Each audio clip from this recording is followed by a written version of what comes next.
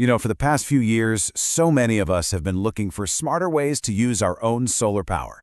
But did you know that an electric boiler, when you combine it with a device called the myeddi, is actually a massive opportunity to save on gas and seriously boost your energy self-consumption? So, in this explainer, I'm going to walk you through exactly how this system works, when it's a brilliant idea, and just as important, when it might not be for you. Yeah, I know what you might be thinking. An electric boiler? That's old tech, right? But here's the thing. When you pair it with a modern smart controller like the Eddy, it basically transforms into a water battery.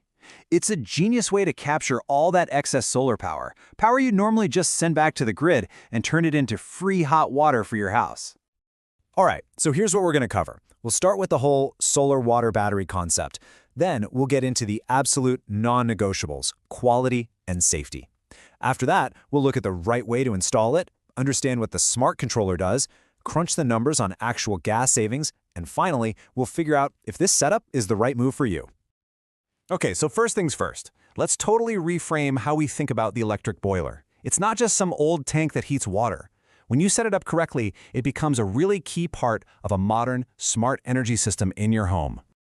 Now, I'm going to be super upfront with you from the get-go. This is not some miracle solution that works for every single person. The payback on this thing, it really comes down to how much hot water you use, which means it works fantastically for larger households. But before we get into the details, let's talk about the most important thing of all, safety.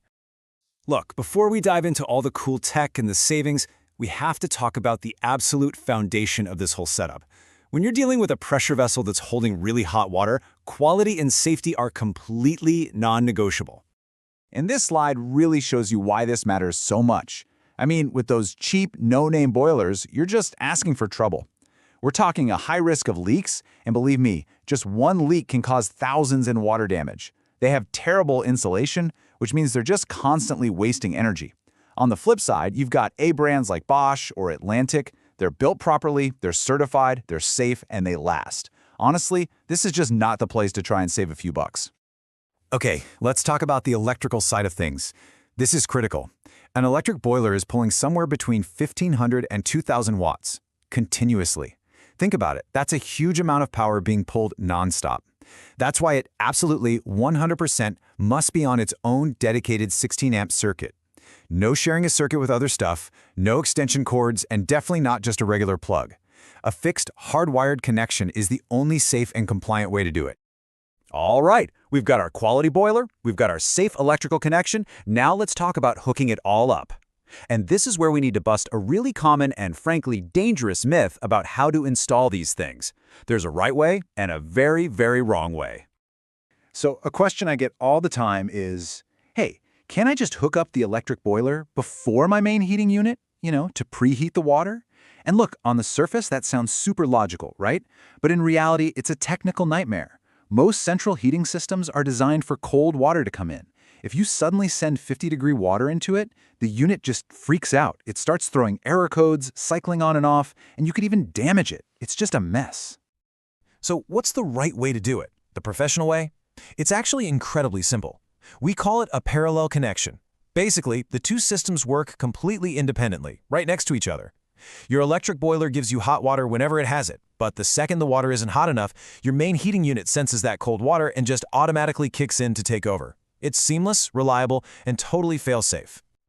Okay, so this is where things get really smart. We have our quality boiler, it's installed safely, but what tells it the best time to heat up? Well, that's where the myeddi comes in. It's basically the brain of this entire operation.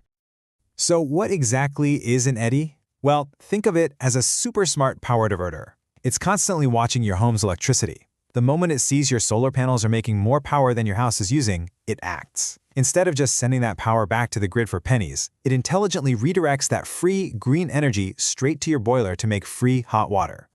So the Eddy's main job, its #1 priority, is to use every last drop of your free surplus solar power. But wait, it gets even smarter. If you happen to have a dynamic electricity contract, you can also program it to heat the water in the middle of the night when electricity is super cheap. It automatically figures out the cheapest, greenest way to keep your water hot. All right, this all sounds fantastic in theory, right? But I know what you're really wondering. Does it actually save me any money? Let's take a good, honest look at the numbers and see what the real-world gas savings are. So, let's get down to brass tacks. After all this smart tech and proper installation, what does it actually mean for your gas bill? Okay, have a look at this table. This lays out some really realistic numbers based on average use, and you'll see a pretty clear pattern emerge. For a single person, the payback is, well, it's almost 30 years. Not great, but watch what happens. For 3 people, it drops to 11 years. For 4 people, it's down to 9. And for a family of 5, we're down to a payback time that starts to look really, really good. Yeah, 7.5 years for a 5-person household, that's the number. And this is what I was talking about at the start. This solution is absolutely perfect for larger families who use a lot of hot water. So you might be asking, why such a massive difference?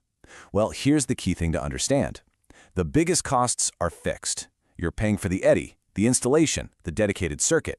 The actual price difference between a small boiler and a big one isn't that much.